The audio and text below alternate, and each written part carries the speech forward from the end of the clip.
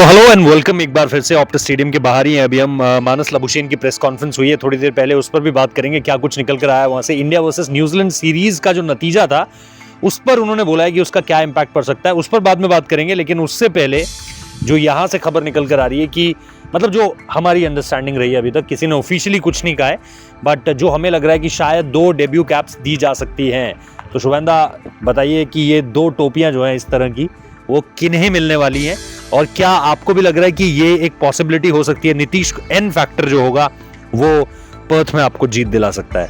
बिल्कुल मतलब नीतीश रेड्डी को जिस हिसाब से आज हर्षित राणा और नीतीश कुमार रेड्डी ये 2 डेब्यूटेंट्स हमें दिख सकते हैं, क्योंकि जिस हिसाब से आज भी नीतीश रेड्डी की हमने प्रिपरेशन देखी, काफ़ी देर उन्होंने नेट्स में बॉलिंग की, और आई थिंक उनका role as a 4th pacer काफ़ी क्रूशल होने वाला है, क्योंकि शार्दुल ठाकुर का जो रोल था पिछले 2 सीरीज़ में वो काफ़ी अहम था, और बल्लेबाजी में भी जो कंट्रीब्यूशन उन्होंने डाउन दी ऑर्डर दिया था वो कहीं ना कहीं एक गेम चेंजर बन गया था इंडियन टीम के लिए। आई थिंक क्योंकि बारिश हो रही है लगातार पर्थ में इन द बिल्डअप, तो पिच पे भी हम लोग लाइव में भी हम लोग यही बात कर रहे थे कि पिच पे बहुत पानी पड़ रहा है, तो आई थिंक नीतीश रेड्डी का तो वो जो जिपी सा एक्शन है ना, हिट द डेक, तो चलो आपको पर्थ में चाहिए ही होगा, बट अगर कहीं ना कहीं थोड़ा सा मौसम में नमी रहता है तो आई थिंक वहाँ पे नीतीश रेड्डी काफ़ी क्रूशल हो जाएंगे, स्विंग भी करवा सकते हैं बॉल। और जब मैं उनसे बात भी कर रहा था इंटरव्यू में, जब मैंने टेक्स्ट के लिए इंटरव्यू लिया था, तब भी वो बोल रहे थे कि बॉल यहाँ पे पुराना होता है, बट दोनों साइड से पुराना होता है, वो भी अभी टेक्निकल चीज़ें कुकाबुरा का सीख रहे हैं, बट बॉल स्विंग करता है। वो बोल रहे थे कि अगर बॉल किसी के पास वो स्किल सेट है बॉल स्विंग करवाने वाला, तो वो बहुत ज़्यादा डिपेंड करता है स्किल सेट, क्योंकि बात ये है ना कि यहाँ पर नया बॉल तो उन्हें मिलने नहीं वाला है। वो आएंगे तो मतलब सेकंड चेंज या थर्ड चेंज के रूप में आएंगे, क्योंकि शुरुआत अगर हम मान के चलें कि बुमराह और सिराज कर रहे हैं, तो फिर अगर आपको फर्स्ट चेंज आपको देखने को मिलेगा निश्चित तौर पर अगर हर्षित राणा खेल रहे हैं, जो मुझे लग रहा है कि हर्षित राणा खेल सकते हैं। और उसके बाद अगर आप देखोगे तो हो सकता है एक तरफ से अगर आप जड्डू को भी लगाना चाहें तो फिर आप जड्डू को लगाएंगे, जो हमारी प्लेइंग 11 के हिसाब से जो हमें लग रहा है उसके हिसाब से हम बात कर रहे हैं। Then there will be a possibility कि आप इसमें नीतीश कुमार रेड्डी को लेकर आओगे। अब पहली चीज है कि कुकुबरा का जो बॉल है वो 15-20 ओवर तक भी, मतलब 20 भी मैं ज्यादा बोलूंगा अगर मैं कहूंगा, बहुत बाद में जाके पुराना होता। हाँ, लेकिन एक तरीके से आपको उससे असिस्टेंस मिलना बंद हो जाता है। अगर आप देखोगे एसजी का भी जो बॉल होता है, ड्यूक का बॉल तो चलो लंबा खींचता है, लंबे समय के लिए मूव करता है, लेकिन अगर आप कुकुबरा का बॉल देखोगे तो वो आपको बहुत ज्यादा देर तक इस तरह का असिस्टेंस नहीं देगा।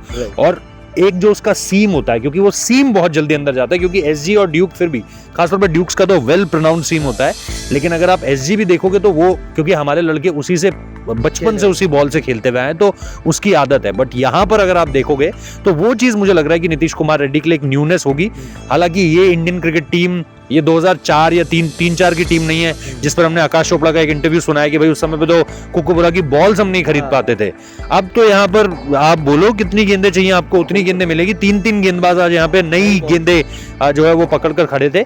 तो मेरे हिसाब से वो एक बहुत इंपॉर्टेंट पॉइंट होने वाला है कि आप नीतीश कुमार रेड्डी को जब इस गेम के लिए तैयार कर रहे हो, अगर आपकी वो लिस्ट में है, प्लेइंग 11 में है, तो ये सारी मतलब फिर हम ना 5 दिन बाद ये नहीं सुनना चाहते कि यार वो ना नए बॉल से अडेप्ट नहीं कर पाए, क्योंकि आपको ऑब्वियसली कम से कम महीने भर का टाइम मिला है। मैं मानता हूं कि एक बंदा जो 5 साल से 10 साल से तैयारी कर रहा है और एक जो अभी महीने भर इन चीज़ों में आया है, but now you have each and everything, सारे रिसोर्सेस आपके पास हैं, आप यहाँ पर भेज सकते हो, आप वहाँ भेज सकते हो, आप ये करा सकते हो, तमाम बेस्ट कोचेज आपने मोने मोकल को लगा ही रखा है, और मोने मोकल मेहनत से काम कर भी रहे हैं। यू नो, वो हर गेंदबाज के साथ लगे हुए हैं, पर्टिकुलरली उन्हें कुछ गेंदबाज दे रखे हैं जिनको आपको तैयार करना है।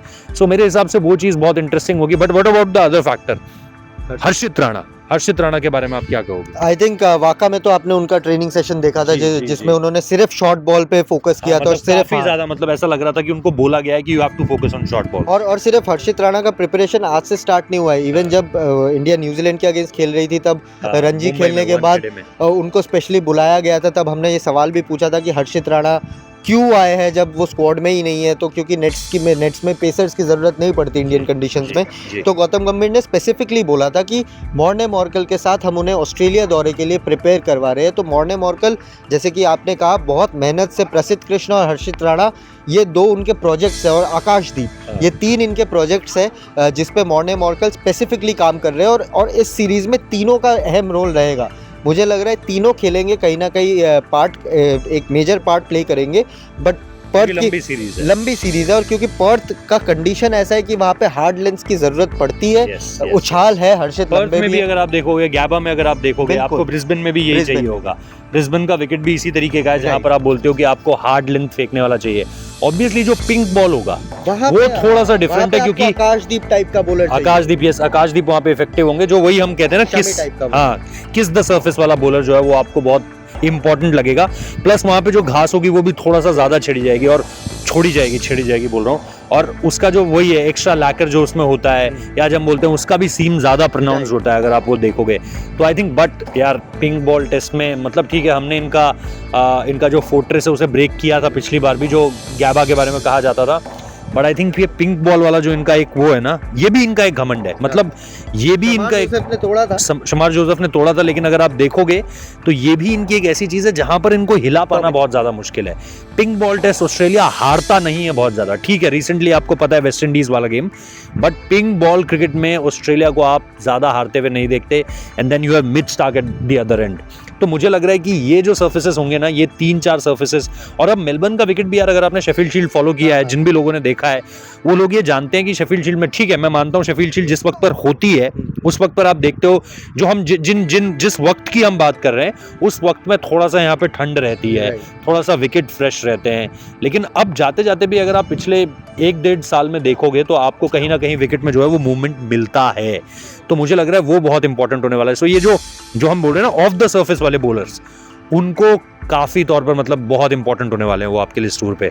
आई थिंक एक सिडनी होगा एक एक्सेप्शन जहां पर आप बोलोगे कि थोड़ा सा आप अपने अश्विन वगैरह, बट यहाँ पे तो आई थिंक क्लियर है कि हर्षित राणा, क्योंकि सिराज, हर्षित और बुमराह इन तीनों ने आज सबसे कम बॉलिंग की है, तो उस लिहाज से देखा जा रहा है कि हर्षित को फ्रेश रखा जा रहा है कि आपने वाकई में बॉलिंग कर ली। मैच डे -2 में शायद कल थोड़ी बहुत बॉलिंग करते हुए वो बिल्कुल आएंगे ही नहीं, बिल्कुल हो सकता है कि वो आए ना।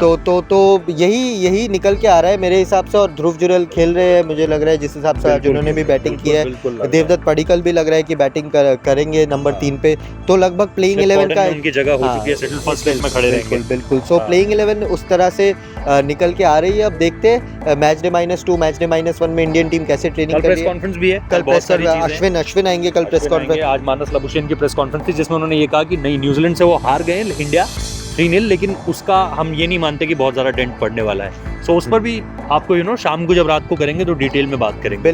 बिल्कुल। सो अभी के लिए प्लेइंग 11 में यही 2 हिंट्स मिल रहे हैं हमें कि 2 डेब्यूटेंट्स आपको देखने को मिलेंगे। आप लोग जुड़े रहिए रेफ स्पोर्ट्स हिंदी के साथ और बने रहिए हमारे साथ पूरे टूर में। Optus Stadium. Ciao.